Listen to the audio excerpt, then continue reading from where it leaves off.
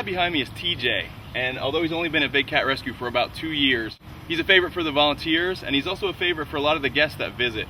If you do come for a tour at Big Cat Rescue, most likely you're going to see TJ in his pool, splashing around. And he's been known to splash out over half of the water of his pool and sort of flood his whole cage. And then he's got mud to roll in and play in. He loves the water, and he makes a giant mess.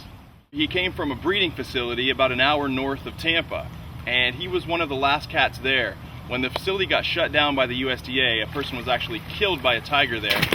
The 4 tigers, TJ, Bella, Monik, and Trusha, were the last 4 that were left. And Big Cat Rescue was fortunate enough to be able to go up and rescue these guys, bring them down here and give them a good life. Now TJ and Bella are both together in a pretty small enclosure, but it was on concrete. So they've really been enjoying their time here, and I think this is the first time TJ has had a pool. So he loves splashing in there and just going crazy. Now if you look at TJ, he does kind of look like a hybrid.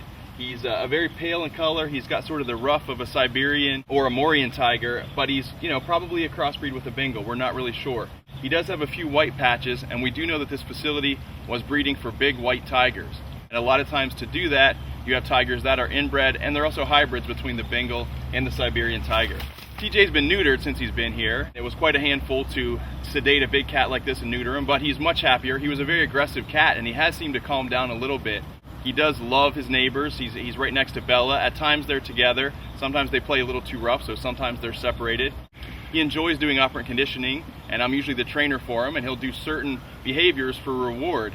He'll stand up on his back legs, show us his paws, open his mouth, and that's all good stuff when we have the vet taking a look at him. One of TJ's favorite things is to chase the golf cart, and TJ has a beautiful enclosure right on the corner of one of the tour paths here at Big Cat Rescue, so he gets to see golf carts going by all the time. One of his favorite games is running out and chasing the golf cart along his enclosure. So TJ's about 10 years old, and what that means for us here at Big Cat Rescue is we're really looking at about another 10 years of taking care of him. And at $7,500 a year right now, that adds up to be a lot for another 10 years. I think it's one of the things that people don't realize, the financial burden that we take on whenever we do rescue a cat. So when you think about the other 3 that came with TJ, that's a lot of money that Big Cat Rescue now has to spend on these guys alone. So if you add together what it costs for him and the other 3 tigers that came with him, that's really a big financial drain on Big Cat Rescue. So we have to think very carefully when we have to do a new rescue. It's a very tough decision to make and not jeopardize all the other cats here at the facility by bringing in more and maybe overspending or not having enough money to take care of everybody.